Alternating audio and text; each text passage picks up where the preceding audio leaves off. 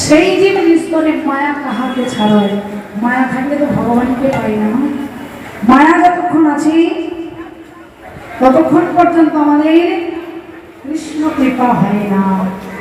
যে জন মায়া ত্যাগ করেছে তারই কৃষ্ণ কৃপা হয়েছে।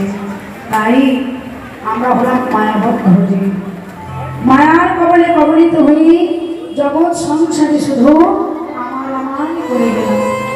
এই তাই তো, বাড়ি আমার, গাড়ি আমার, টাকা আমার, পয়সা আমার, অর্থ আমার, জমিদারি আমার, ভাই আমার, বন্ধু আমার, পুত্র আমার, পরিজন আমার, এই জগৎ সংসারে সবই আমার। কিন্তু একই দিনও ভেবে দেখি নাই মা, সবই তো আমার, কিন্তু আমি কার? আমি কার? শাস্ত্র বললি কাতক